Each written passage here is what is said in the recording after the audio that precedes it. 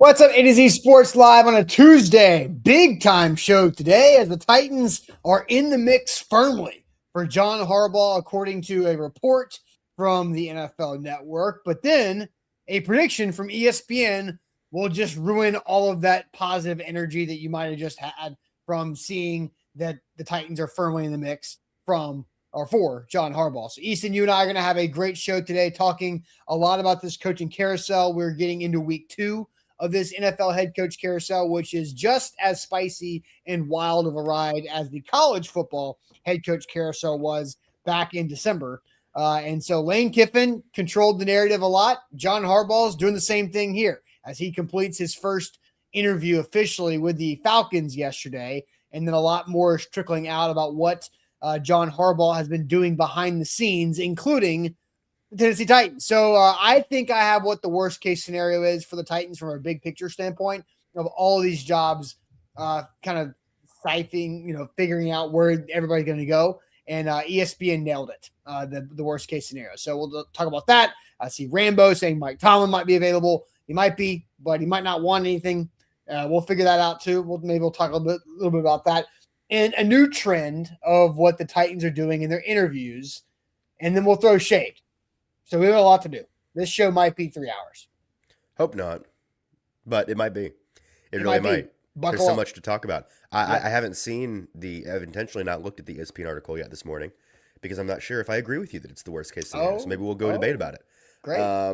It's going to be a good one, though. A lot to talk through. I have not been on the show since, I guess, just Friday. But without the game days. You just missed Monday. Right. Without the weekend, it's more of a gap than I typically experience in the season. So good to be back. I am sick as a dog, which you can probably hear in my voice. But we are pushing through because the coaching carousel does not stop for anybody. And I'm looking forward to diving into these candidates as, news is liable to break while we're on the show. This morning, I kept a watchful eye on my notifications just to make sure we're not missing anything. So we'll dive into all of it once everyone likes the show on Facebook and on YouTube. Hit that like button for us. We appreciate it. It's free. It's helpful. So hit that thumbs up button and then jump into the comments. We want to hear your thoughts on the Titans coaching carousel as more and more candidates add to their list that is growing near 20 names at this point. We'll talk about the newest additions to that this morning.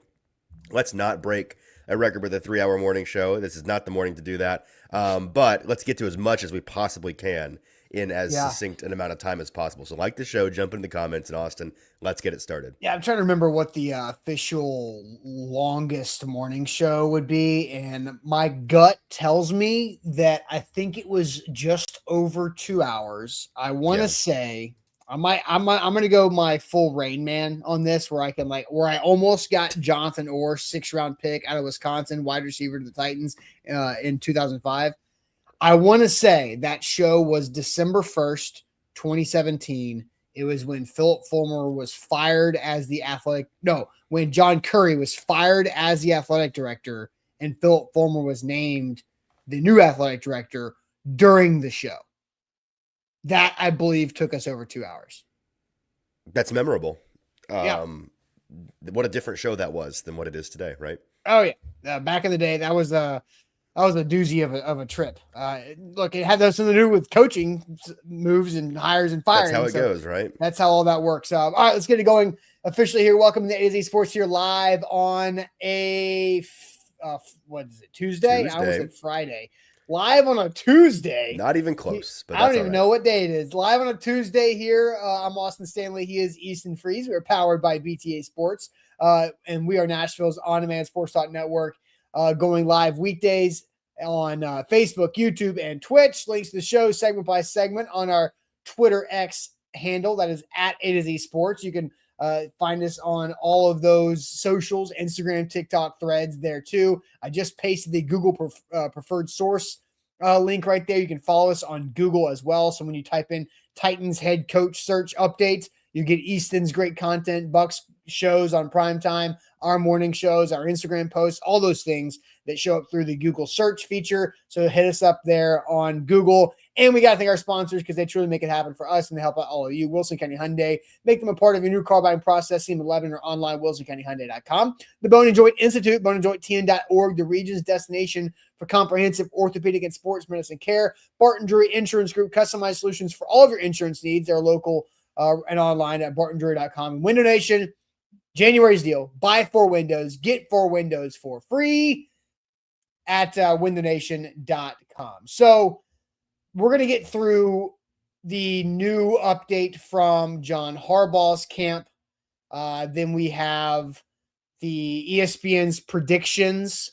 As East and I literally yesterday was like, we should do a fill in the blanks predictions for the whole NFL carousel. We had that conversation at like 10 a.m. yesterday morning after the show when you were fighting through your sickness. And ESPN did it this morning. And I was like, damn it. Tis the season. So mad. I'm like, no, I was going to do that. Well, it was going to be us. It's not exactly the most original idea. So. No, I know. No, but it was the timing of everything. I was like, yeah. And you know what you told me? You said, well, let's wait and see what happens with the Steelers game tonight and see if Mike Tomlin's going to be a part of that. I was like, all right, that's probably fair. Dan Grazio says, screw that. We're doing it anyway, which was the right thing to do. Yeah. So we'll talk about that later on. But yes, you mentioned that there have been new interview requests. Easton, this list is getting CVS receipt long. And also getting tiny font, hard to read. But my God, do you want to go through all of this?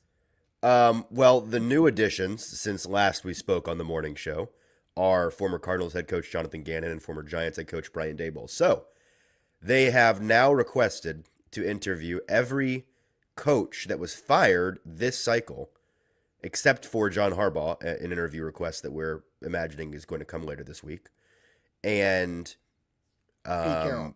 Pete Carroll, who is, a very old man, and Brian Callahan. And their own, and the guy they fired. Right. So 5 of the 8 openings I'm counting have John former Harbaugh. coaches that are John now. John Harbaugh counts. Well, if we're counting Harbaugh, then it's 6 of the 8. And yes. that if Harbaugh was on this list, which he's not, that would put them at, I think, 19. Let's see. 1, 2, 3, 4, 5, 6, 7, 8, 9, 10, 11, 12, 13, 14, 15, 16, 17. Oh, just kidding. We're at 17, apparently. I guess I counted wrong. So 17, 18 would be Harbaugh. And I find it funny that, right, everybody's asking, is it going to keep, are they going to get to 20? Is it going to keep growing? They're running out of known names to request. So unless they start dipping into the Davis Webb, Nate Scheelhaus tier of guys, which they haven't, because we'll talk about in a second, the very clear and obvious trend on this list, which I'm sure you're privy to, and I just want to point out, those guys don't fall into it. They have, let's see, so if there are 17 guys on that list, they have requested to interview 12 candidates plus 5 recently fired head coach candidates, which, as I initially reported, the list was around a dozen names and had room to grow depending on what happened.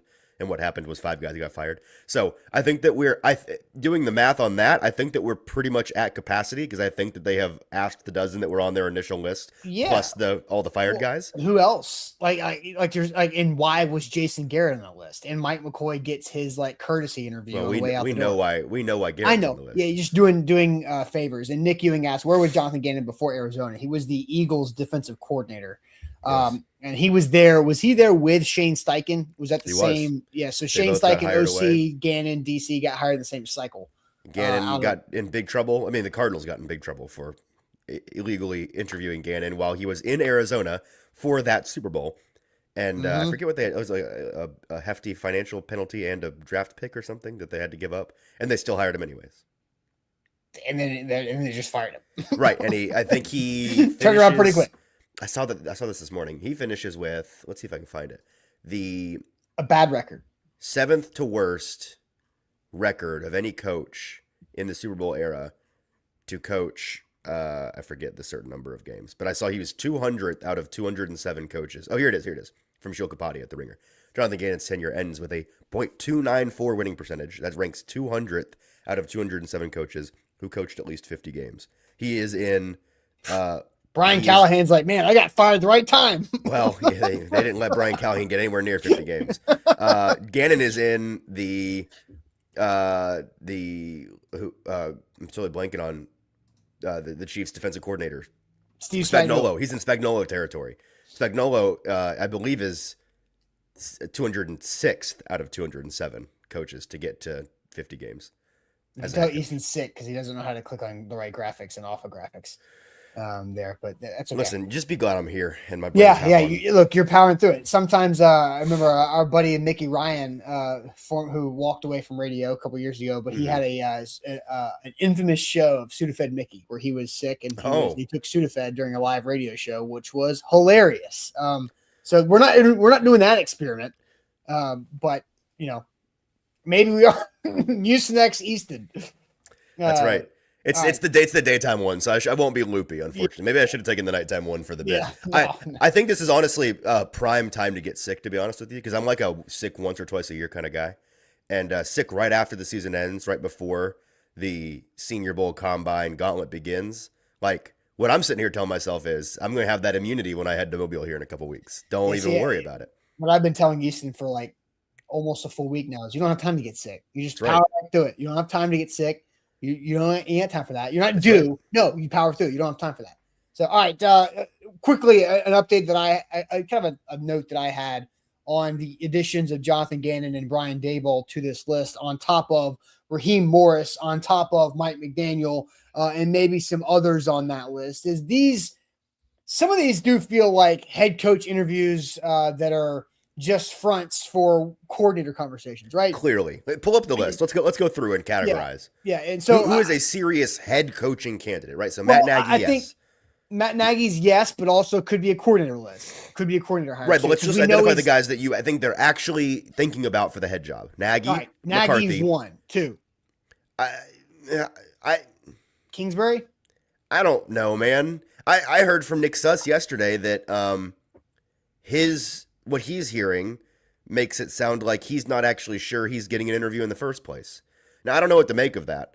And I texted him about it this morning, and he said, like, he may just be behind on the reporting, which is possible, but based on what he has heard. It came out like last week, though. Yeah, but it came out in waves. Remember, it came out weird. It was like Monday morning. It was like the Titans are amongst the teams expected to interview.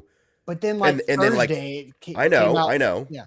But anyway, let's move. We're counting. He tends to know things, and when he says maybe not, I'm questioning. So I'm not sure. So I'm going to say no on him. Honestly, okay, I'm going to say no. I don't think he's a serious head coach candidate. All right, Vance Joseph, 3. Yes. Spags, no. Anarumo, no. No. Stefanski, yes. Yes. Raheem Morris, no. No. Mike McCoy, no. Jason Garrett, no. Robert Saleh, yes. Halfley, yes. Yes. We're at 6. Arthur Smith, yes. They are 7. Jesse Minter, yes. Chris Shula, yes. So that's 9 because we're not counting Jonathan Gannon, Daboll. And these last guys, no. So out of 17 names, it's like half the list we think they're actually considering for the head job. That's a lot of coordinator interviews. And Cliff is well, I mean, he's a free agent, right? He got let go, part of ways. So even if we're generous with Cliff, it's 10 of the 17 names. Yeah. So it's and that doesn't include John Harbaugh, which would be 10 11. Without Kingsbury, 11 with him. So all right, there's that. Now let's get to John Harbaugh news because I do think this is something to address. It is a positive trend for the Tennessee Titans. Our thoughts on this from Mike Garafolo of NFL Network as we wait for John Harbaugh to finalize his interviews. Sources say he likes what he sees in the Titans. Cam Ward, $100 million plus in cap space, high picks, new stadium, GM Mike Borgonzi. Not saying he's going to Tennessee, just that for now, I expect them to be, quote, firmly in the mix. We discuss all of that. There's a lot to unpack here on this one. And how do you define firmly in the mix? What does that even mean? Firmly in the mix. Easton, first tell us all about our friends at Bone and Joint Institute. The Bone and Joint Institute, the region's destination for comprehensive orthopedics and sports medicine. Check them out in my neck of the woods, just off of I-65 in the Franklin area. They have a fantastic facility. It's a campus that's state-of-the-art where they help you through any type of recovery. They have over a dozen specialists in there who can help you with genuinely any part of your body that you have broken. They do it all under one roof for your convenience. Clinic, testing, imaging, surgery, and rehab. Schedule an appointment today to get yourself right. Go to boneandjointtn.org. And it is officially playoff time, which means BTA Sports is where you should lean and not do what I did in the Eagles-Niners games, which was just at the very end of the process. Just anytime touchdown bets, just boom, do it. No, because I lost, but I lean on BTA Sports for one prop that hit, good. The other ones did not hit that I did myself, bad, but that's okay. BTA Sports makes you a better sports bettor. And a lot of times BTA Sports has helped me not do what I did, which is just don't push the submit bet button. Just if you have a gut feeling, if you have an impulse that you want to, just use BTA Sports to double check the odds, the probability, the willingness that you are to let that thing ride. And so BTA Sports is a big time help right there. BTA Sports, better for bettors. So check them out. Download the link. You can get a weekly subscription for $9.99 and a 14-day free trial. You can use, this is great, right? 14-day free trial to get you through the rest of the playoffs. Plus that weekly subscription, bang, you're right there. That's code ATOZ14, ATOZ14 for just $10. You get the rest of the NFL playoffs. It's a pretty great deal. You're easily going to make your money back. That's no sweat whatsoever at BTA Sports, better for bettors. So Easton, we asked kind of the unofficial question. How do you define firmly in the mix? Because Garofalo said, as we wait for John Harbaugh to finalize his interviews, which he did one virtually with the Falcons yesterday, right after this tweet came out. Sources say he likes what he sees in the Titans. Cam Ward, 100 million plus in cap space, high picks, new stadium, GM Mike Bergonzi. I expect the Titans to be firmly in the mix. Mike Garofalo, NFL Network. Easton, where do you want to start? You can start in the chat. You can start with your own thoughts. You didn't have a chance to talk about the weekend of John Harbaugh yesterday on the show, so I'm sure you have plenty of opinions as well. Let's start in the chat, because you're right, Okay. I do have plenty of opinions, but let's see. Borkington says it means that he just hasn't said no yet, which is something, I suppose. Deborah says it's because Harbaugh is using the Titans for some kind of leverage, which is a popular, cynical, but reasonable opinion on this. Joshua says Miss Amy's PR team sent Garofalo a fat check for that puff piece of a tweet. I doubt it, but Harbaugh's agent certainly could have. If Amy was paying for PR, then we would know it. You think so? Yeah, I mean, she's had the worst PR in the last 4 years. Like, I mean, come on. The Jair says using the Titans for leverage.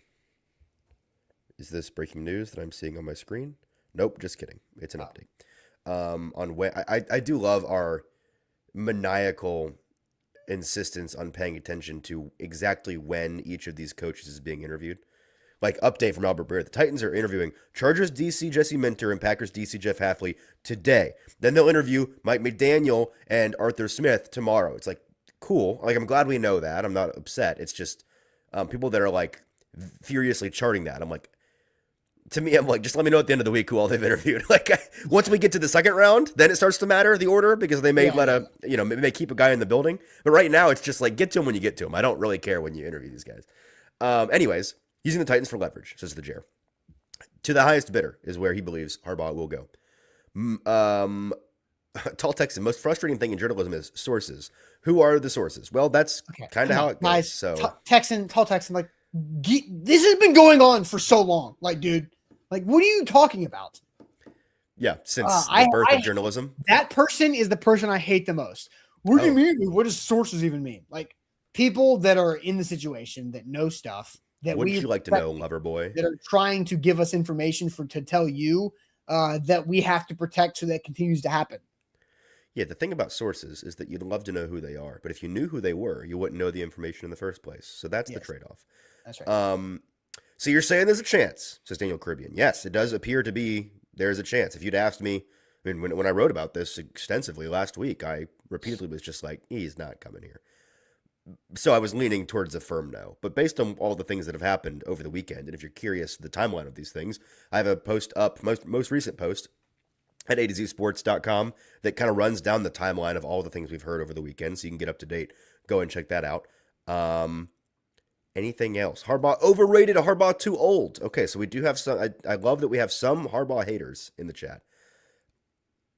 Okay, that's all I'll get to in the chat. Here's my where I stand right now on Harbaugh. Obviously, he's my top candidate. He was my top candidate in the piece that I did last week, ranking 22 candidates. He was the sole member of the cartwheels candidate tier, which was the guys that I would be doing physical cartwheels around the house for. Um, I think at this point the reporting all points to him being most interested in the Giants and the Falcons job. I loved the Falcons PR team. Bold move yesterday for them to just rapidly throw out there, we have interviewed John Harbaugh for our head coaching position. And then it comes out a matter of minutes later that, well, actually, John Harbaugh just had a long phone call with all 6 or 7 of the teams that have I think openings. it was 5. Okay, yes, the majority of the teams that have openings. No Miami. Obviously, and no no Baltimore. Ravens. Raiders? No Raiders, maybe? No, he wouldn't do Raiders because he's in the same division as Jim. Like that, the Raiders ain't going to happen. So I'm guessing it's, everything but those 3. But the point is, that was the report. It's like he's not actually had any formal interviews yet. So I guess Matt Ryan and the crew down there, the PR team in Atlanta, was like, that counts as an interview, right? We're going to announce that as an interview. Hey, they're trying to sell that. Sure. They're trying to sell Matt Ryan. Matt Ryan was the first one to get John Harbaugh to interview. I mean, not in all seriousness. No, I know. It's just funny. But with that little snafu aside, I do think that the Giants and the Falcons are his top 2 choices. We heard reporting out of New York about that. I think that he will interview with those 2. Our expectation is that he's going to interview with like 3 or 4 of these openings. And I think the Titans are kind of a third place team right now. I do think that he's interested in those things that Garofalo tweeted out. I do also, speaking of funny things, I do laugh at the whole new stadium pitch. Like a head coach gives a rip about that. They obviously do not. They work there like 9 days a year. The Titans obviously care about selling their new stadium. It matters to the Titans immensely, but to the prospective head coach, he does not care even a little bit. I think there, because somebody asked that question in a comment to JT and I yesterday, and I had it starred, but we didn't have time to get to it. And so maybe we can now because it was brought up. I don't think that they just flat out don't care. And I think it depends on the coach. If it's a coach that is a veteran coach who is a out in front type coach that understands the community and PR aspect of being the head coach, I think that matters because it is a symbol of what their position is representing, of opening the new stadium. No, I'm serious. Like Dave McGinnis talks about this all the time. I just disagree. I think they care insofar as it's a cool thing. I don't think it's a tiebreaker. I don't think it's a serious tiebreaker in any possible way for whether you take a job or not. It's to be honest, it's kind of like in the college aspect where if you are a head coach at the University of Tennessee, Alabama, Texas, Georgia, Florida, like these big flagship blue blood, Oklahoma, these Michigan, Ohio State, there's so much other responsibilities that you have for that job of being a face of a program and a face of a state that you have to be willing to jump into. I kind of feel like the stadium matters to the people that understand that. They get that. Right? And I think John Harbaugh is that, right? Because John Harbaugh just got fired after 18 years in Baltimore. He probably wants to have a different outlook. Now, does it matter to, I don't know, we can go back to the list. Does it matter to the ball guy, like to the true, I think it matters to Cliff Kingsbury. I think it would matter to, maybe that's it on this list. What? I don't think it matters to Cliff Kingsbury. You think it's just Cliff Kingsbury and John Harbaugh? This is one of your maybe worst McCarthy, arguments I've heard McCarthy? in a long time. I think this is a bunch of baloney on your part. I think this is crap. It's all. First of all, it's very collegiate of you. This is all semantics. Like whether it matters or doesn't matter. Here's what I don't think Kevin Stefanski in no situation for no coach on this list is the Titans' new stadium an element of any kind of tiebreaker for whether they take the job or not. It's not. I think it's on the paper of the pros. No. I think it's probably pretty low. Yeah, it's at the bottom as like a cool and there's a new stadium. It's part of it. Cool. I mean, other than playing in the dump they're currently in that they haven't updated in 4 years. Who's the guy that's going to be like, well, I got an offer from these 2 teams. You know, Again, like it's the like Browns stadium's kind of a dump. Let me take the Titans job. Like it doesn't matter. It doesn't matter. I think I okay, completely it's a disagree with you on it's this. a small thing to a certain candidate. So anyway, all right. Let's. So I want to bring that up. So back on this, in the mix. So Kendall said, the super chat here. Harbaugh sees the Titans as I can fix them challenge in the Titans. I don't necessarily see it that way. I I don't think think it's an I can fix them challenge. I think it's a blank slate challenge. yes, and I think that That is is the attractive. opportunity.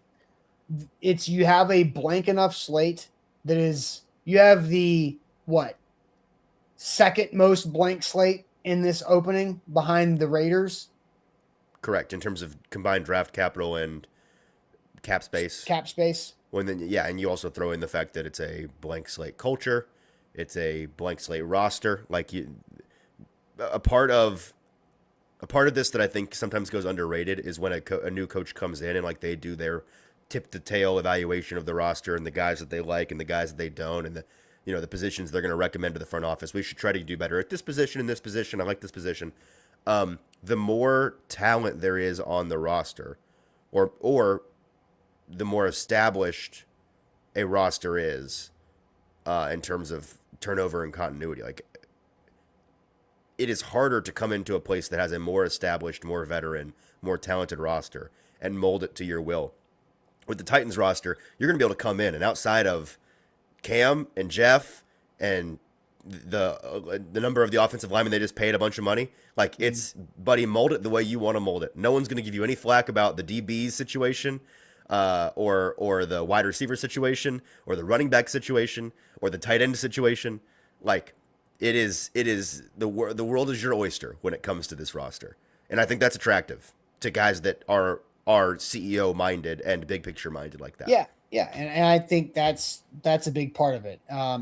And I think I think it's even more appealing to have that when you feel good about the quarterback sample size that has been put out on the NFL field, where Fernando Mendoza is an unknown on how he's going to translate in the NFL, and the hardest thing to predict is how a college quarterback is going to translate to becoming an NFL quarterback.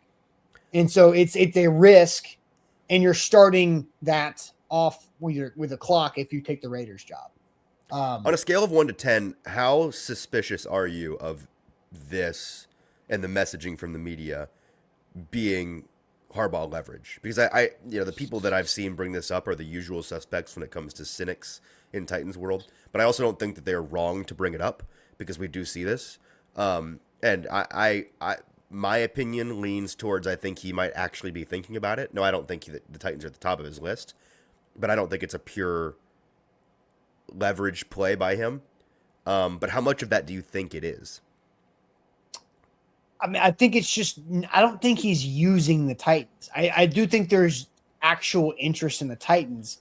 I just think it's in his best interest, in anybody in his position's best interest, to build up as much demand as possible. Right?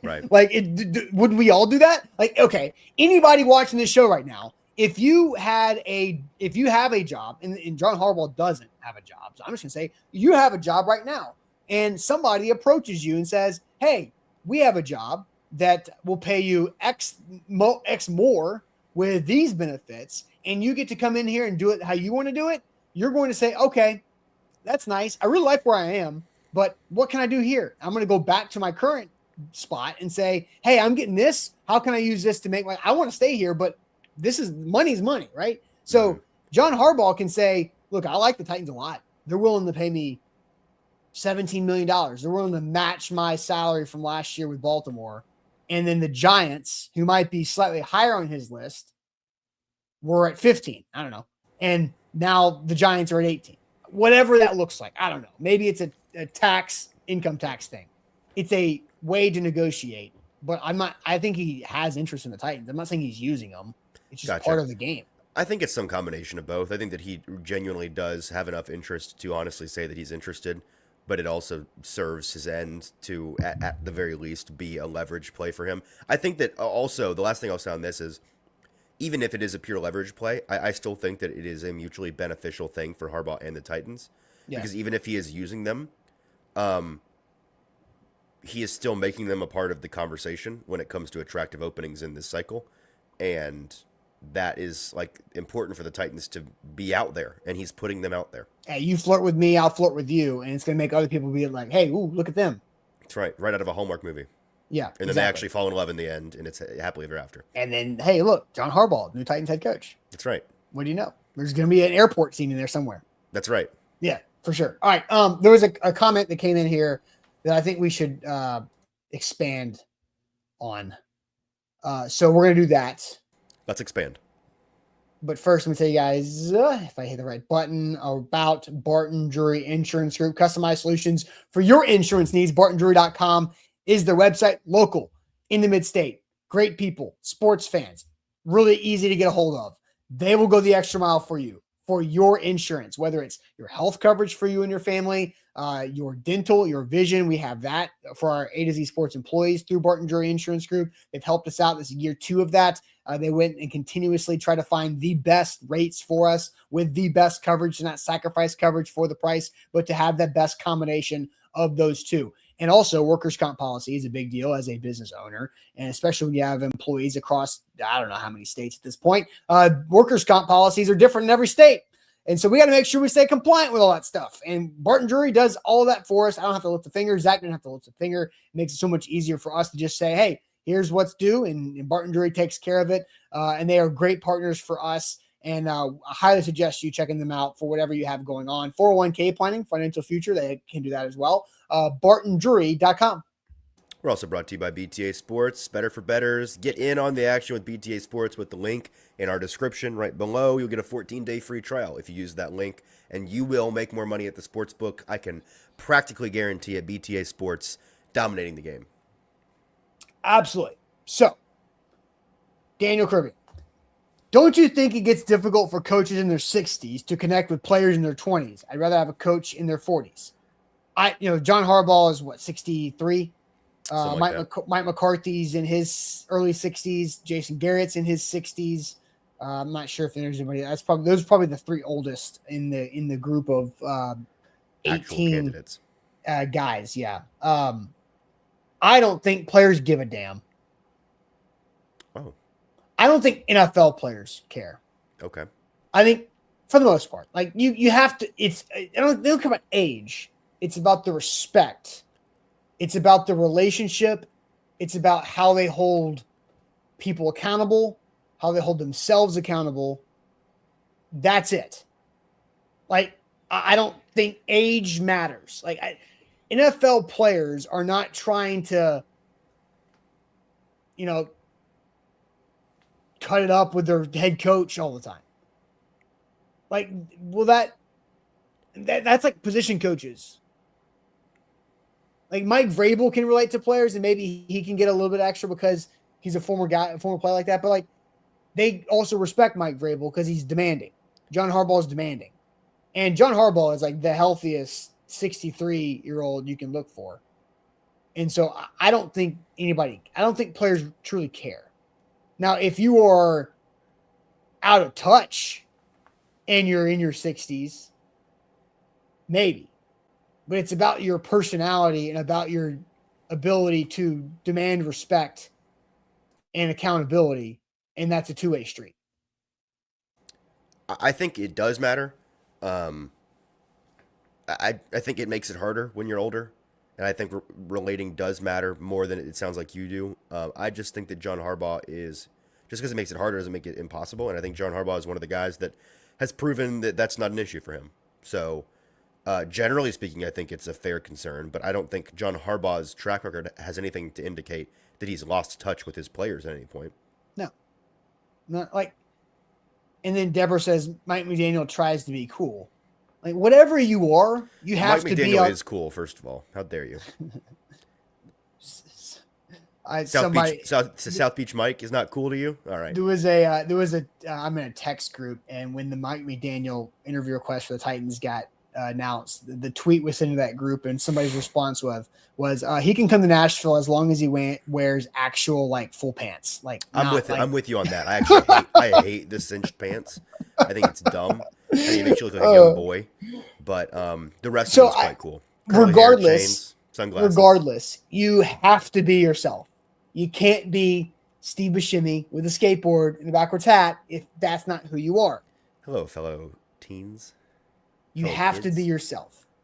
And I think that's fine. If you're an older guy and you don't know what the hell TikTok is or Snapface is like Belichick and you're full in on it, then that's part of the thing, right? Like Nick Saban has teenagers just crawling to go play for him. Like, and he was in his mid to late 60s when he hung it up, right? So like, I don't think age matters. It's about your personality, how you relate, how you demand respect, and how you demand accountability back and forth. It's all about that. They don't care if you could be 35 years old and do that. Awesome. You could be 65 years old, do that. Awesome. You can't fake yourself. You can't be something you're not. Agreed. Should we get to the Nagy of it all? Edward says, did he say Snapface? Yeah, then Edward quickly forgot about the Bill Belichick calling it Snapface. That's what it's called, right? Yes. Come on, guys. You're not that. You don't remember it. You don't forget that quickly. Apparently they do. Yeah, apparently. So, and yeah, that's different. Saban won 87,000 titles. He did? Yeah. More than I remember. Yeah. Well, Alabama wears that sticker on their helmet. Next year it says 87,000. 87,000. To represent the national championship. That's very collegiate of them. Look, John Harbaugh has college teams just claiming titles. Auburn's done it. Why can't Bama? John Harbaugh has the 12th most wins in NFL head coach history. Is that good? So that's pretty damn good. Pretty damn good. Okay. Next topic. ESPN's Dan Graziano predicted the head coach carousel. I think this is the worst case scenario for the Titans. All right. Bar none. I bet it's not. Of course you don't think so. I've not seen it, so I'm banking on it. You have not seen this at all. You are blind. You told me who the Titans got in it. I've not seen the rest of it. Oh, I think it's the worst case scenario. And I will go through I will reenact my experience for the first time. I'm sure you will. I will do that, but first, Window Nation, which I love talking about Window Nation, and that experience that I have was awesome, and it is awesome. Every time I talk about Window Nation, I pull this graphic up, I just catch myself like staring at my window right here in the office. I'm like, damn, it really does look good. It opens things up. I have never known a man who loves his windows quite like Austin Stanley. It's crazy. We have the double windows in our nursery and our dining area, and they're like I still walk in those rooms like, oh God, freaking huge. But it's the same size as the other ones. Just the other ones had a little wide barriers and dividers and stuff that was like less window, less natural light. These are great. It makes the view that we have out in our backyard where the sunset hits hard, especially in the wintertime. It looks gorgeous. It's a great vibe, and windows are a great product. They keep it what we want it to be inside the house and keep the outside temperatures out of the house. And they also help us lower our bills. Can't wait to see that come to fruition as we get deeper and deeper. We've had these for under 2 months, and so far been great experience with Window Nation. Haven't paid a dime yet because Window Nation can do a lot of different things for financing these windows. Right now, you buy 4 windows, get 4 windows for free in January with up to 2 years, 0% financing is what you can have. There's a lot of different ways that you can do this. Not paying anything for X amount of months, 0% financing this, 0% financing that. They will help you out and help you save thousands and thousands and thousands of dollars on your new windows, whether it's your whole house or partial home, whatever they got right there. WindowNation.com is where to go for free estimate. BTA Sports, better for bettors. Use the link in the description below to get a 14-day free trial. That's 2 weeks for you to make more money at the book for free, courtesy of our relationship with BTA Sports. Check them out. You won't regret it. All right, so this morning I go to do my normal rounds of checking things before we are planning the show, seeing if any news comes out, any things that might alter the initial plan that we had before we all hit the pillow the night before. So I see ESPN.com. They usually release their big articles at like 6 o'clock Central Time. Dan Graziano, 2026 NFL coach hire predictions, candidate for job openings. I'm like, all right, perfect. I was going to have Easton do that soon. Dan scooped us. Awesome. Good. So I scroll through. Dan scooped us on a predictions article. Okay. Yeah, I wanted that yesterday. But somebody wanted to wait for Mike Tomlin. Well, and guess what? There's a chance later today that his article is missing something. Maybe. So this goes in alphabetical order. So it starts with Arizona and ends with the Titans, right? Arizona to Tennessee, alphabetical order. So I'm like, all right, here we go. Buckle up. So Arizona Cardinals, former coach Jonathan Gannon. My prediction: Clint Kubiak, Seahawks offensive coordinator. Okay, cool. That's what Dan Graziano says. So this is I'm reenacting my first experience. Not even on the Titans short list. No big deal. No, Titans aren't even Clint Kubiak, stay out west. The Cardinals go defense to offensive guy. Okay, cool. Then I keep scrolling. Atlanta Falcons. My prediction: John Harbaugh. Okay, now that they just interviewed him, they were the first to interview him yesterday. Okay, I get why Graziano went there. Keep on scrolling. Baltimore Ravens prediction: Kevin Stefanski. Okay, so that's the John Harbaugh domino falls, and Stefanski's probably next, right? Can you imagine that? By the way, in division move, same year that he was fired. The Ravens and Browns, I don't know if you know this. They've got an interesting history, those two cities. Yeah. So, they hate each other. They're kind of like stepkids in a way. I don't know if that makes sense. They're weird bastardizations of each other. No one quite knows why they're like, yeah. So I think that prediction's goofy, kind of. I don't think that's going to happen at all. I have no idea. But so I'm sitting here going like, dang. So the Titans miss out on Harbaugh and Stefanski, and the Giants' job is still open. I'm like, all right, okay. Keep on scrolling. Cleveland Browns is next. Mike McDaniel. That's not going to happen. Mike McDaniel's not getting a head coaching job. So, okay, Dan. Las Vegas Raiders. I spaced out. You said where? Cleveland. Mike McDaniel, head coach Cleveland. Well, first of all, you're wrong about him not getting a head coaching job. He's going to be the head coach of the Tennessee Titans. No, but I sure hope so. I hope you're wrong. He's going to be off. He'll be an offensive coordinator somewhere. Well, I don't think he'll be the coordinator here, but I do. Now he is a Mike, head coach, and the Titans are due for a Mike. You fire a non-Mike. Are they due for a Mike, or are they required to? No, this is their pattern.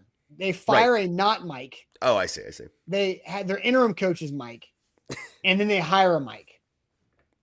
Yeah, that's what they do. Yeah, so you're right. So to your point, Mike McDaniel. Mike McDaniel's on the board. Mike Kafka has not been requested yet. That we thought might, mid-season. Yeah. Vegas Raiders. This is where I was like, dang, this is going to get rough. Because we've already seen Harbaugh, we've already seen Stefanski, but the Raiders, Robert Saleh. Well, that one's an easy one because the Raiders tried to give him the coaching job in waiting last year, if folks don't know that. They tried to make him the DC to Pete Carroll with a handshake agreement to be the head coach once Carroll moved on to retirement. So which he there's said that. No to, but there's that, which I was like, dang, okay. So now you're going, no Harbaugh, no Stefanski, no Saleh, and the Giants' job hasn't been filled yet. I'm like, dang, this is getting brutal. Miami Dolphins. We keep going alphabetical order of Dan Graziano. His prediction for the Dolphins, it's a cheeky one. Chris Shula. Okay, Don Shula's grandson, Chris Shula. Okay, sure, whatever. You go offensive to defensive guy, young guy in South Beach, got the haircut, got the shades. He's in shape. He can run on South Beach, all that kind of stuff. Shula name. Okay, I get it, but that's the also Dolphins are dying for a guy from the McVay Shanahan tree. They could really use one of those, right? Well, yeah, but he can play defense, right? Oh. He's a Shula, and so it's different. He's not from that tree. He's from the Shula tree. Right. So I was like, dang, because I like Chris Shula too. New York Giants. Now we're here. No Shula, no Harbaugh, no Stefanski, no Saleh. New York Giants prediction, Jeff Hafley. Makes sense. As we all thought originally. Guy. Yep. Okay, Jersey guy goes to New Jersey. Keep on scrolling. Tennessee Titans, last one. Matt Nagy. Matthew Nagy. And I'm like, God dang it. Like that's honestly, I was like, this sucks. Like that is this is the worst case scenario. It's not. To me, of those other dominoes falling in the Titans, because to me, what that says to me is that Dan Graziano also went in alphabetical order. when he was filling in the blanks. Okay. And you know what he did? He's like, oh, I got to give the Titans somebody. And so, Matt Nagy, lazy. I thought like it's just the instant draw. The Titans have this list. I mean, it won't be lazy if it's right. This list of so many names. And Matt Nagy's the top of that one because it's the most obvious. Mm-hmm. When is it ever the most obvious hire is the guy that gets hired? It is, actually. When? Well, I mean, like, if the Giants go hire Harbaugh, that's what everybody's been kind of thinking is going to happen. But with the Falcons, that's not the most obvious.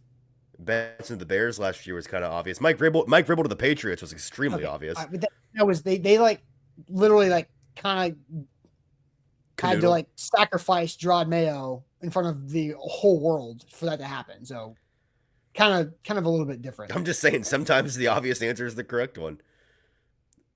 So I think that's and again, I'm not saying Matt Nagy is the worst case scenario. I'm saying if you look at the zoomed out, all 8 slots are filled. Mm-hmm. Matt Nagy's the grossest feeling one. All the other ones are like probably sold positively in those markets. Sure. Matt Nagy is not.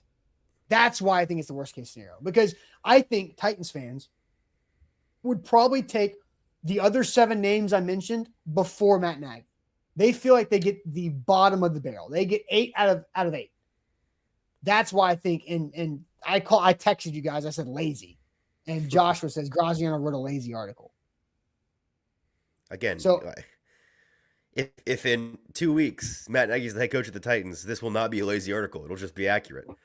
And I will be accurate in saying that Mike Borgonzi interviewed Jason Garrett to distract us right before he hires Matt Nagy. Here's where I'm at. I understand what you're saying. It's not unreasonable. I can't say that Matt Nagy is the worst case for the Titans because I mean, like I ranked 22 candidates and Matt Nagy was 9th on my list, so he wasn't even below average on my list of guys in terms of guys that I'd like. But he was below the higher line. Below the higher line. He was 9th, and there's 8 jobs. Oh, I see. Well, and I also push back on the idea that all of those candidates would be. I mean, listen, every fan base eventually talks themselves into the coach, but like McDaniel in Cleveland. You just moved on from offensive guy to quirkier offensive guy that just got fired by the Dolphins. That's like a super sexy hire for them. I don't know. I don't know who the Browns are going to hire though. The Browns are in a weird spot. I think selling Stefanski to the Ravens fan base would be very funny. Like, oh, the guy that we've beat up on for the past 6 years, really that guy. So I find that interesting. I find Saleh I think Vegas fans would be excited about Saleh. I'm curious whether or not Saleh, if you were in Saleh's shoes, and the Raiders tried to explicitly make you their sloppy seconds last year by being like, we're not going to give you the job, but we'll give it to you eventually because we like this other guy more. Would you be endearing? Would that be endearing to you, or would you be scorned by that? But I don't know. I mean, Saleh takes me as somebody as not being easily endeared to, especially with how he went after Liam Cohen earlier in the year. That's why I need him to be the Titans head coach. So those two have to interact twice a year. I need it. Still my prediction, by the way. I'm not saying it's a bromance yet, but my growing infatuation with Robert Saleh is getting stronger. Oh. I like it. I like Robert Saleh. I think he's a really strong fit for what this franchise needs. Well, obviously, same. So we are on the same page about that. And so that's why I was like, damn, Robert Saleh, the Raiders. Like, could you imagine Fernando Mendoza with Robert Saleh? Not really, but I'm trying to imagine Fernando Mendoza with literally anybody not named Mike McDaniel, and it's or Kirk for anybody. Well, I mean, yeah, him and Kurt is like, if I didn't know that they worked together already, I would find them to be a very strange pairing. True. Like they don't seem like similar in any ways, to be honest with you. So I love Fernando Mendoza. Sherwood says, I think Saleh would fit in Baltimore. You can drop Robert Saleh into anything but the Jets, and says that's a good fit. So I'm going to roll through the predictions from Dad and Graziano in alphabetical order, which I believe is the worst case scenario for the Titans from zooming out, like the entire picture of the coach carousel. Like, could the Titans hire somebody worse than Matt Nagy? Absolutely. But if you look at Matt Nagy being the Titans hire after the other 7, I think it makes the Titans look second rate. And that would be the Cardinals getting Clinton Kubiak, the Falcons getting John Harbaugh, the Ravens getting Kevin Stefanski, the Browns getting Mike McDaniel, the Raiders getting Robert Saleh, the Dolphins getting Chris Shula, the Giants getting Jeff Hafley, and the Titans finishing with Matt Nagy.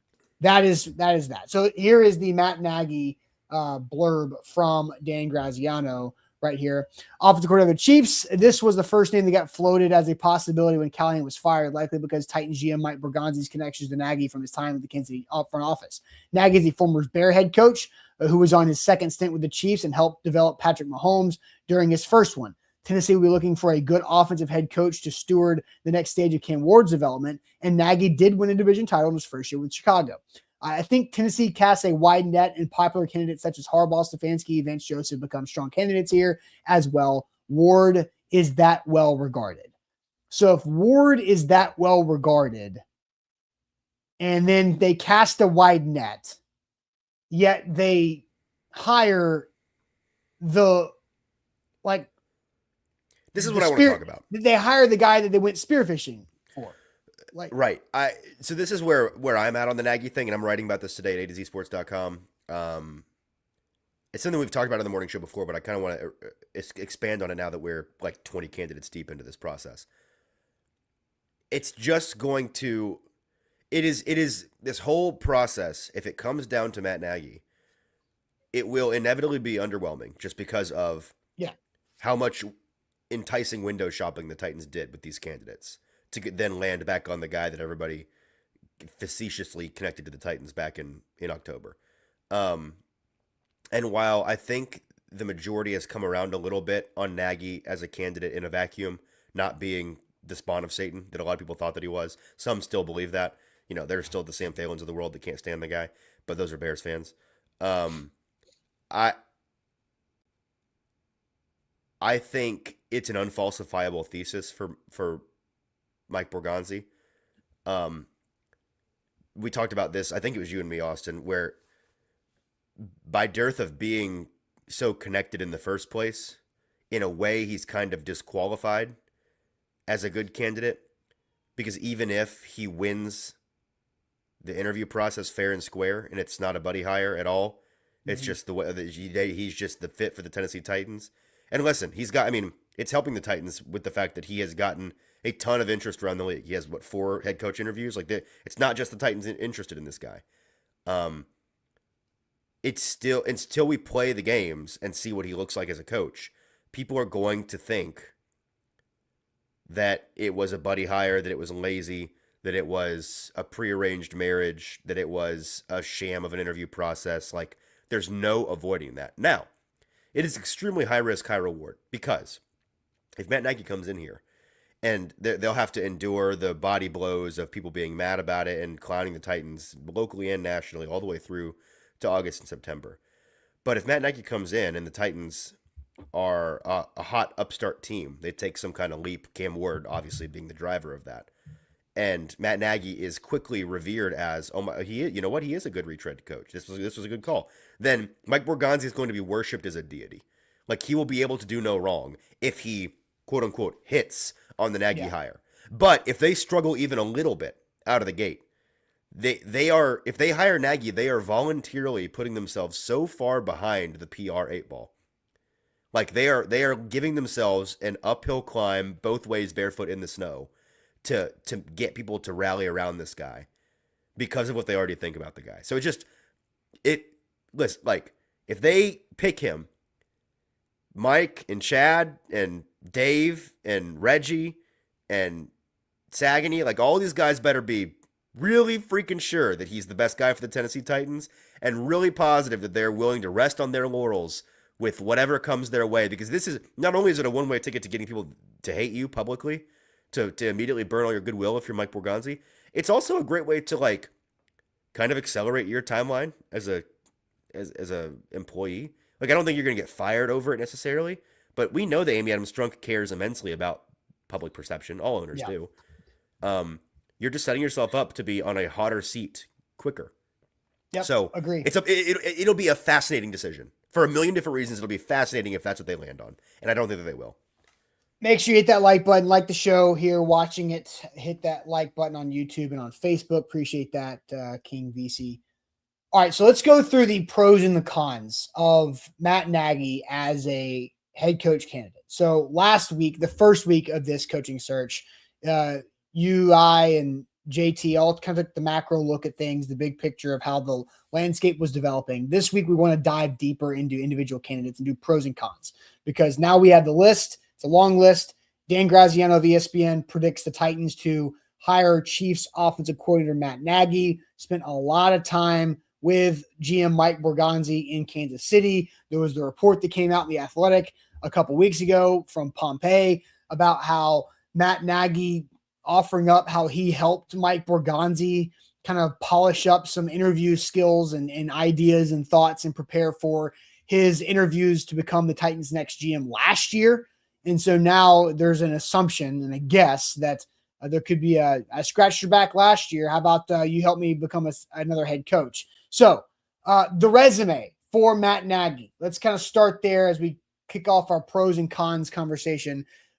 Going back to 2008, he was with the Eagles as a coaching intern and assistant, then offensive quality control coach. Then starts his career with the Chiefs. For 3 years, he joins the Chiefs as Andy Reid, goes from the Eagles to the Chiefs. So he's been with Andy Reid basically the entire time, except for his years in Chicago. So quarterbacks coach for 3 seasons there. The Chiefs offensive coordinator for a couple years, enter the fold for Patrick Mahomes, and then gets the head coaching job with the Bears from 18 to 21, 34-31 record with the Bears as a head coach. He won the division his first year with second year. Mitch Trubisky was also the NFL Coach of the Year that season. And then he made the playoffs in his third year as a wild card team. He's 0-2. He's 0-2 in the playoffs as a head coach. And then fired with the general manager in Chicago in 21 after Justin Fields played a lot of games as a rookie. And the Bears cleaned house. So then he goes back to Kansas City, senior assistant QB coach and the offensive coordinator the last 3 seasons since returning to the Chiefs. So I guess we start with the pros for Matt Nagy. What is your first pro, Easton? My first pro is I'll go back to the press conference we did with Mike Borgonzi following the NFL trade deadline this past season.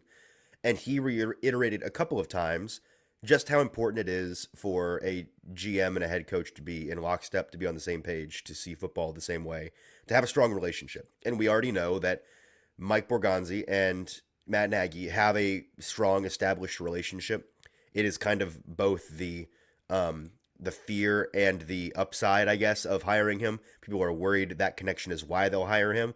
But if they hire him, that connection is something that is going to be a leg up for those two out of the gate, to not have to work to get on the same page, but to already be on the same page as friends and former colleagues. We know that when Mike Borgonzi interviewed for the Titans job, one of the guys he took counsel from was Matt Nagy and worked with him on that whole process. And so clearly they have a deeper level of understanding and friendship than the average coworkers do, because they confide in each other for important things like that. I think that is, again, it's the reason why we're worried that they're going to hire him in the first place, the relationship. But if they hire him, that relationship is going to be something that allows us to not be worried about the GM and the head coach not being on the same page. That part will be set in stone. For sure. Somebody asked, was he there for the double doink in Chicago? Yes. And so without the double doink, if that goes through, then Matt Nagy wins a playoff game. That's and right. Butterfly effect. There you go. Who knows? Right. So I will say my first pro in the pros that I have one most important pro that I want to get to here in a minute. But my first pro is he's an Andy Reid person. I like Andy Reid. Andy Reid demands respect. Speaking of 67-year-old guys who can relate and do a good job coaching a roster of 20-something dudes, Andy Reid. Why? He's a big, overweight, burly, kind of hairy, kind of bald, wearing goofy shirts guy who makes burger and beer references. So rude. Love it. But that's who he is. he's genuine. I think Matt Nagy sees that working from a leadership standpoint. I like, and then you have the Andy Reid offense and what it does for Patrick Mahomes. There was a lot of play style comps, not talent comps, play style comps for Cam Ward and Patrick Mahomes throughout the draft process. And could there be some type of similar developmental trajectory for Mahomes, who was wild, out of structure in college, to being somebody who is a lot more efficient as he ages and develops more, and the best quarterback we've ever seen. So Andy Reid, protege, and Patrick Mahomes, developmental guy, is my first true pro for Matt Nagy. You're muted. I'll tack on to that Patrick Mahomes part of it with, there are only a select few guys that Cam Ward studies and really respects around the league, to be honest with you, in my opinion. And Patrick Mahomes is clearly in that group. In fact, he's at the top of that group. So bringing in the guy that has an established working relationship with Patrick Mahomes, who's experienced immense success with Patrick Mahomes, to be the guy for Cam Ward, I think you can do a whole lot worse than that. My last pro here is the growth and maturity from past experiences that we're seeing as a part of his rehabilitation campaign, for sure. So there's a cynical element to that. But, he goes through Laura Oakman's Blind Spots program, which is a really cool program that a handful of coaches have started doing. He takes to heart this detailed report on what he did well and what he could have done a whole lot better the first time around. He's talked at length with Dan Pompei and CBS's Jonathan Jones, amongst others, about how much he has worked to edit the way that he would approach a second job, and the emphasis on being himself and staying true to himself. And I think there's a lot there that he has been really intentional about. And this sounds dumb. Like, of course, guys are going to try to learn from their first experience. But knowing coaches and knowing the ego that some coaches have, I wouldn't be surprised if, a handful of retread coaching candidates kind of in their heart of hearts have this mindset of like, I wasn't the problem. They were the problem. Mm-hmm. My way works. I know it works. I'm going to try it again in this new spot, and it's going to work this time. And I'd much rather have a guy that's really intentional about reflecting on the way that things went and being better the next time. And it's clear that Matt Nagy is one of those guys.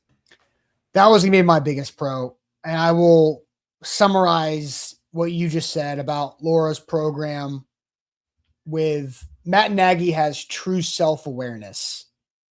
And I think that's important. Because he knows, like, all these guys who are on the list of being interviewed by the Titans who have been fired before as head coaches, they know that whatever job they step into is probably the last shot they get. Right. You don't get fired twice and get a third shot. Nope. Unless you're Mike Mularkey, ironically enough. Right. And only the Titans will give you that shot. That's right. Very rarely does this happen. Yeah. And that was on an interim basis. So Matt Nagy, knowing that, being self-aware, knowing where the blind spots are. I saw the Jonathan Jones clip of talking about where he can delegate better and make sure that he trusts and leans on the staff that he hires. So I think those are the correct pros for Matt Nagy. Now about the con. So my main con, and Ocho Main says A to Z trying to sell us on Matt Nagy. Well, that when you do a pros cons list, the pros, it's not a cons pros list. That's right. Pros cons list. Turns out the pros column is just sell. It's the pros column is on the left, and you read left to right. So now we're going to ruin Matt Nagy for you. Now we're going to torch him.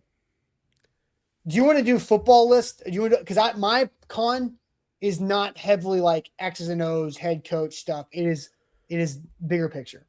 So I can start. Sure. I mean, I think a con a lot of people would point to is the fact that the Chiefs' offense has kind of deteriorated the past couple of years since he's been back from Chicago in Kansas City. Now, me personally, I don't put a lot of stock into this because I think that this is classic picking and choosing. He's like the third fiddle in that offense behind Patrick Mahomes and behind Andy Reid. He's a non-play call OC. How much do those guys actually impact what's happening on the field?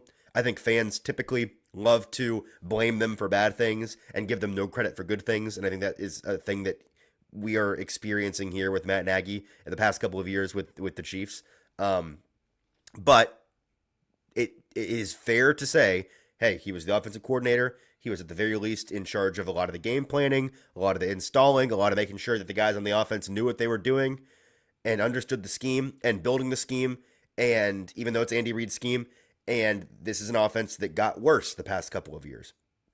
So that is a con a lot of people are going to point to is like, okay, well, in Chicago, things went downhill and it felt like his scheme was maybe a little bit static. Now, again, I'd kind of point to like, was that because that's his preferred scheme, or was it because he was really trying to make hay with really, really, really subpar quarterbacks? Again, it's a Rorschach test, whether you like the guy or not, whether you want to blame him or his quarterbacks or some combination therein. But that is the steel man against Matt Nagy argument, is that, hey, his offense in Chicago got really stale, and since he's been back to Kansas City, he's been the OC, and things have gone downhill there too. Now, statistically, the Chiefs did have a top 10 offense before Mahomes got hurt this year. Right. So, and did he go down from like top 3 to top 10? Sure. And that's right, but I also think it's fair to say, hey, based on what we saw when Mahomes went out, was it the offense that was top 10, or was it just Patrick Mahomes being the perennial MVP of the league, and he is the whole engine? And so I think it is hard to know where Matt Nagy's being blamed, because the last 3 years they've also been to the Super Bowl. They have also been paying Patrick Mahomes a lot of money, which means they can't pay other people a lot of money. They've dealt with some really tough injuries as well. Travis Kelce got fat and happy and engaged and now. old.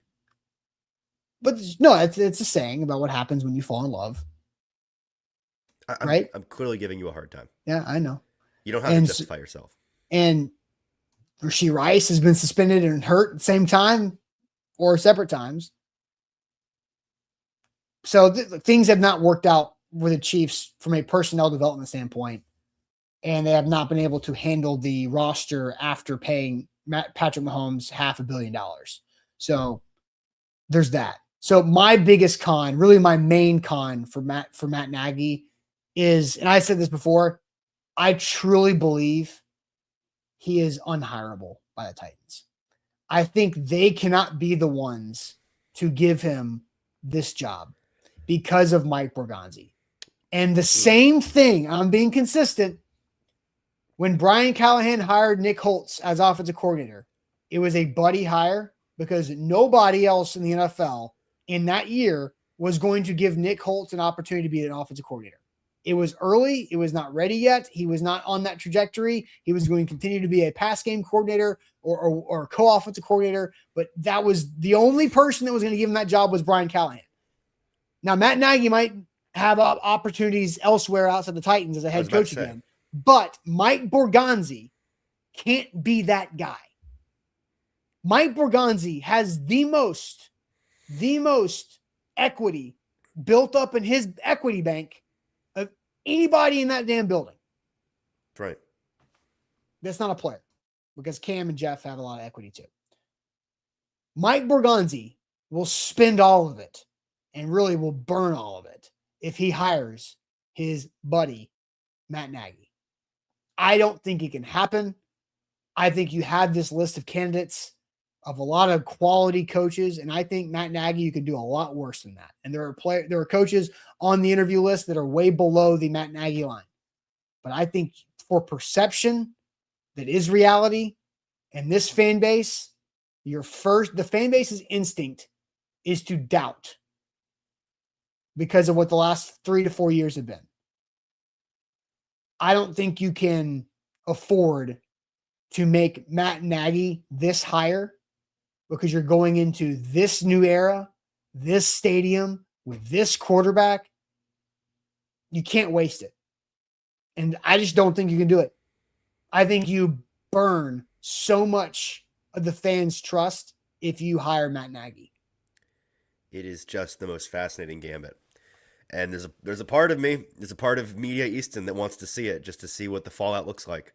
Because I am fascinated by what the reaction ultimately is on day 1, what the reaction morphs into on day 14, what it starts to feel like in mid to late August when we're in the meat of this thing. Like, How do people react to Matt Nagy? How do they come around to the guy? How do the Titans justify the hire when they talk about it? How do the rest of these candidates around the league that land other places look in comparison? It's extremely high risk, high reward. Extremely. There's nothing safe about it. Eli says Borgonzi should not be worried about the fans when doing this hire. Ultimately true. But there is one fan that does matter. And you mean the person that gets to make the decision? She cares tremendously what the other fans think. Amy Adams Strunk, on record, I am a fan of this football team. She is a fan. She loves this team. She is the controlling owner of this team, and she wants the success just like the fans do. She said that a million times in statements and back when she was doing tailgates when things were great. She is the one that has to be sold on this. She is tired of getting just torched in media, on social media, all over the place by fans, national media, local media, whatever, for the last 3 years. I don't know if she will be able to take the Matt Nagy hire because she's trusting the football people again, right? She's doing it again. What we want her to do. She's doing it. And if the football people go hire somebody that the fans are going to revolt and be embarrassed about and call buddy hire, is she going to continue to trust the football people? Well, listen, if she can't take the hire, they won't make the hire because she's the one That's that what I'm has to saying. get the green light. That's what I'm saying. So, that's why I think he's unhireable. I truly believe. I agree with the comment about they need to. Mike Borgonzi cannot let the fans' sentiment be the reason he does not hire who he truly believes is the best coach for the Tennessee Titans. But what do they say about coaches and GMs? Number one job is to keep the job. Number two job is to win football games. And this would not be in service of the number one job. Bingo. So that's our pros and cons for ESPN's prediction. Dan Graziano, Titans' new head coach, Matt Nagy. So as Cap says, Matt Shiano Nagy. All right. All right. We want to throw some shade? Sure. I'm sure Easton's got plenty of shade. Time to throw some shade. Here we go.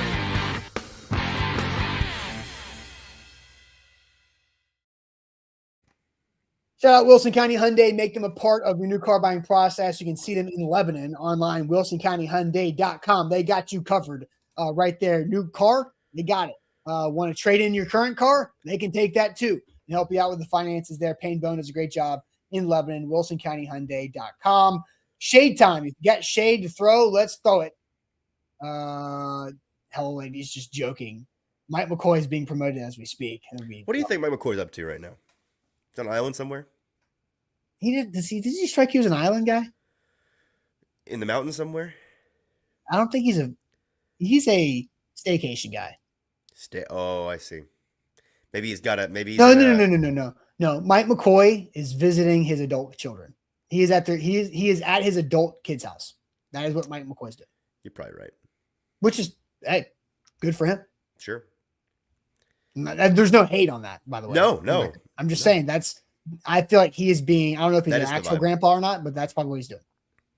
Well, reminder, he's not as old as we think he is. So I know, he just looks it. He's just very gray. Yep. Flash white. Yep. Hair. So, shade. Are you going through the chat? More shade?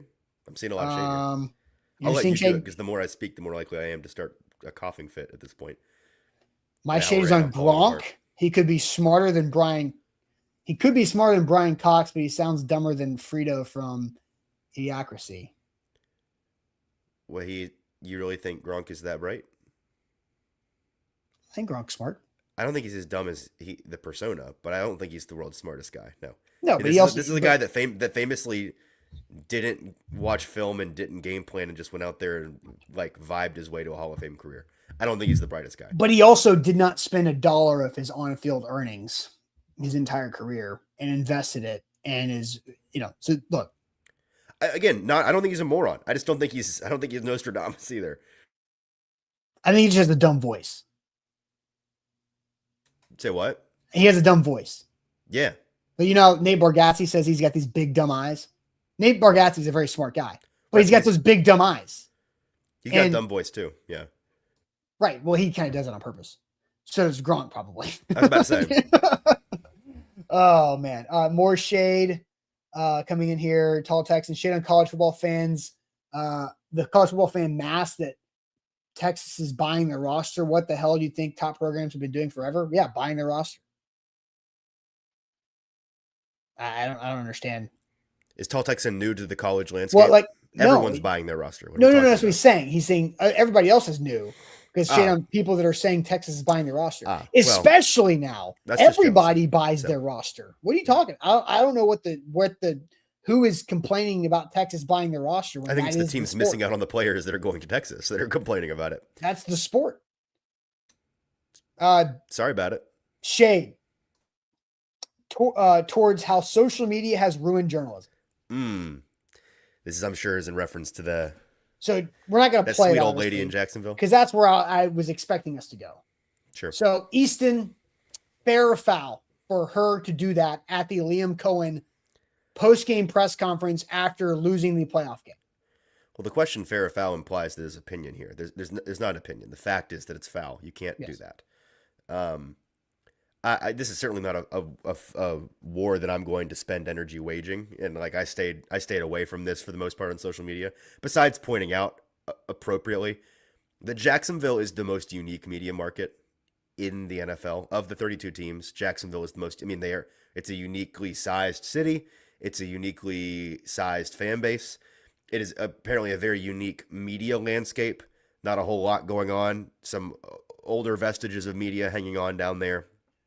As people that are, a part of an important national company like we are here at A to Z, we know what kind of national draw Jacksonville gets, which is freaking nothing. So I just, that kind of thing, that kind of thing is like, oh, classic. Of course that happened in Jacksonville was my reaction when I saw that. But it's a perfectly fine sentiment. And it is exactly the kind of thing that lady should have said to him and pulled him aside and said, but that's for her and him that's an interaction for them, not for the cameras. It's also taking away from the precious few minutes we have in those rooms to ask questions about a very important ball game. It's also something that, again, people commenting on this for the majority of what I saw on social media was from a lot of people that just, it's clear that they don't know how the job works. When we're doing these post-game press conferences with coaches, it's right before we go into the locker room to talk to the players, and it is a total time crunch in that initial press conference. You really can't waste time with that kind of thing because, especially after a loss like that, players pack up and leave. Like, you're going to miss them if you don't get, like, let's knock the head coach interview out, and then we all sprint into the locker room and catch guys like, hey, oh, they're trying to walk out the door. Like, come here, can we get you real quick? Like, that's how it goes. So for her to give a 90-second soliloquy or however long it was, like, you are wasting everyone's time. It wasn't that long. It was like 25 seconds. Okay. But still, like, head coach interviews and head coach press conferences after games are like 6 minutes. Yes. And so you're saying that was 1/12 of the time. Like, right. And so you guys are also like, and so Orlando says not every press conference has to be measurable. No one's asking post-game press conferences are treated differently, and there's a time and a place for things, and it was just the wrong time. Because also, again, I also think I see the good side of this is that her doing this made it go viral, which also brings up a conversation. I am not against her feeling this way about Liam Cohen or saying that. I'm not against her putting it out there either in a tweet or writing it in her newspaper or saying it to him off to the side or like it's just it's a thing that she should have said, but not then. But I also understand that nobody else knows about it, and we don't have this conversation as a country, as a sports media landscape. If she did it the right way, then nobody's talking about it. And because I do think a lot of people find that media versus coach, right? Because you get Mike Tomlin having to defend himself for the last 18 years. You don't have to be like that either. I agree. Right. It does not have to be that way. And again, there was also a situation where Kevin Stefanski was going into his last press conference before going to Cincinnati. And there was a media member that said, hey, I'm not traveling to Cincinnati. So if I hope this isn't the last time we get to do this. That was also the wrong time. Also the wrong time to do that. Yes. And brought everything. It also makes the miserable. rest of the beat look Bush League, by the way. Like I'm it not makes frustrated about it as much because it was in Jacksonville, and what do I care about them? If this happened on my beat, it would be very annoying to me. Because by the way, Austin, I've noticed the same people that every year on repeat give us a hard time for like, oh, the media is so soft. Why is the Titans media market so soft, so small market? Are now the ones saying that we're a bunch of blowhard hard asses. Like, why you guys which are is be it? miserable? Yeah. Pick one. Are we too soft or are we too hard on these guys? And Tall Texan says you sound like the moms that brings a little league or orange slices. It's she and I've heard her talk. She went on the local Jacksonville news the morning after, and she talked about how because somebody called her a fake journalist, which I think was that person assuming who was asking the question, because there are fake journalists and fake media at those pressers that somehow get credentialed all the time. Some in the Titans. But she is does not seem to be one of those. She has been running that newspaper for 25 years, she said. It is one of the last couple of hundred of African-American Black newspapers in this country that are still publishing today. So she absolutely has a space in the real media landscape. Nobody should be doubting that. I definitely am not. But it was just the wrong time. Yep. Wrong time. Can't do it. And the funny thing is when McAfee goes on this big, like, he gave this long tirade of a tweet about how like these journalists that are mad about this, they hate the sport, and the funny thing is, he's obviously dead wrong and embarrassingly so when it comes to this being the right time and place for this lady to do this. Completely wrong. He's making a fool of himself online when Pat says that. But, and I like Pat. Most sports media folks, frankly, they hate Pat. I don't hate Pat. I like Pat a lot. I think he's very funny and very good at what he does. He's also spiritually correct when it comes to the vast majority of sports journalists not loving sports and losing sight of what sports are supposed to be, which is about entertainment and about joy, and about bringing people together. Like, that sentiment that he expressed in that tweet, couldn't agree more. 100% correct. And that's something that I push back on some of my dyed-in-the-wool, Big J journalist friends on for all the time, is that this job sucks the love of the game out of you, and I refuse to let that happen to me. And when Pat pushes back on that element of Big J journalists, I'm with him. But he's wrong about he's wrong about this being a good thing. It's not a good thing. Yeah. It was awkward. It's awkward. And like, look, I think the moment I understand was real, and it just wasn't the right place for that moment. Like, and I think you can say both, right? And I think it's a fair thing for the Cleveland Browns media member to say that to Kevin Stefanski. Man, I hope this isn't the last time we do this, because you've been through a lot of stuff and you don't deserve to get fired. But you don't do that on a press conference. No one is saying either of those people should have kept those sentiments to themselves. They absolutely should have expressed that to those coaches, just not on camera during a period designated for questions. Those aren't questions. Those are statements that aren't for the public. They're for you and that coach. That's all. Yes. Yeah. You're making it about you. It's not about you. There's a playoff game that just happened. A playoff game. A home playoff game for a 12-win Jacksonville team. And fans are trying to get answers from the head coach. One of the last opportunities they're going to have to hear from the head coach before the offseason. And you're making it about you. Ultimately, that's what that was. And that's not fair or right. It's misunderstanding the job. Unless there's a collective effort on the media group together to say, hey, we need to recognize something together. Well, here's the other thing. People are like, oh, you shouldn't even write. If you listen to press conferences, people do this all the time, where you can, like, in that, if I felt that way and wanted to express in that moment and be like, have a human touch to my question, to like recognize that this guy's really like in one of the worst moments of his life right now, dealing with a loss, and he's talking to us.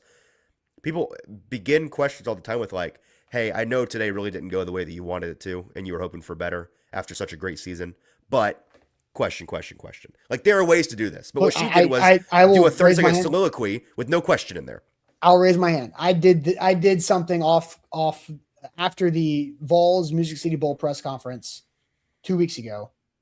Jalen McMurray, who is a cornerback DB for Tennessee, playing his last college game before going to the NFL, got hurt in practice and was supposed to not be able to play, but fought through it, played well, didn't want to quit on his teammates.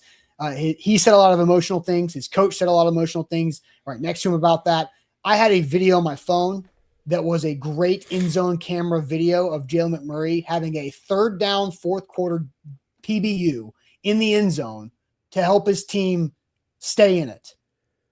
And when he walked by me after that press conference and he was getting emotional, I said, "Hey, Jalen, I've got a video of that PBU in the fourth quarter. I'll send it to you. I'll send it to you on Instagram. Good work, man. Appreciate it." Right. Like I whispered that to him in passing, and guess what? He appreciated that. He said, "Thank you." And we exchanged that video on social media later. Yeah. That happened 2 weeks ago. But that's what, because I felt like watching McMurray break down and do that. I was like, damn, like that was like that. He made me a fan of his. And I don't cover the Vols regularly like that. Mm-hmm. It happened to be here, and I got to go and be credentialed and cover it, but I did not make it a thing publicly until now. We're not gonna hash it all out because it's worthless. Yeah. There's a lot of chirping from people that seem to hate our guts in the chat right now, which is very funny to me. And to those people, I say thank you for being here and listening to the show. We appreciate you. I'm glad that we suck enough that you want to come listen to us every morning. The fact that you have an opinion on us is good news to me. Big says, "I'm defending, man. Come on." Now, Mr. Robinson says, "Y'all ask empty questions knowing they will give an answer. Y'all been at this too long to ask the same thing." So, look, that happens. A lot of people do ask empty questions. That happens all the time. There's also a intermedia dispute about situations like that. Well, here's the thing about me, Mr. Robinson, you are unfairly lumping me in. If you ask anybody on the beat, I mean, Austin may listen to enough press conferences to know. Austin, on average, how many questions do I ask in a press conference? I would say it's usually the over-under line is 1.5. Yeah, I think you're high on that. I think the average press conference I go to, players, coaches, everything, it's like a question of whether I will ask 0 questions or 1 question. And that's not the because reason why I'm I say getting boxed 1.5. out. There might be a follow-up on that. Sure. If you ask people on the beat, like how often does Easton chime in, the answer is pretty rarely. Now, there are some days where I have a clear agenda and I'll ask 3 or 4 questions. It's not like I ask a few questions because I get boxed out. That used to be the case when you're new to the beat, like you get boxed out. But now if I want to ask 3 or 4 questions a session, I could do that if I wanted to. I am pretty intentional when it comes to not asking questions to fill time, because it is a waste of my time and it is a waste of their time. And I only ask questions if I'm going to use that question. If you're genuinely curious about what the answer is. Correct. Yes. If I think it's a question that furthers the conversation in some way. But you're 100% right that a lot of these people in media on the beat ask questions that are, I don't know what to call them besides just time fillers. It's like, well, then there's people that have different, behind the media curtain, and then we'll wrap up here. But there are there's many different types of media, right? There's print / radio / internet. Then there's TV broadcast. Local TV media is different than the others. Local TV media, they literally need filler questions. Yes, they need time to fill on television, because they have their local news shows where they get less and less seconds every year to do their sports update. And when they ask questions, I literally hear their segment that's going to play on the 5 o'clock news. Mm-hmm. It's because they are asking a question for a specific 20-second take or answer from that player or coach, to then on that evening's local broadcast, when they're broadcasting to their audience that is very different from our audience, very different from Twitter, very different from the social media audience. It is a specific TV viewing audience that wants to know the surface level stuff. And so I know what that question is, what that's going to sound like. I know I can read it in my brain of how that anchor is going to toss to that soundbite. It just is a tee up and a hit down the fairway every time. And so that's those sound like fillers to the people like you guys who are not the audience that watches local TV news unless there's a crazy weather event happening.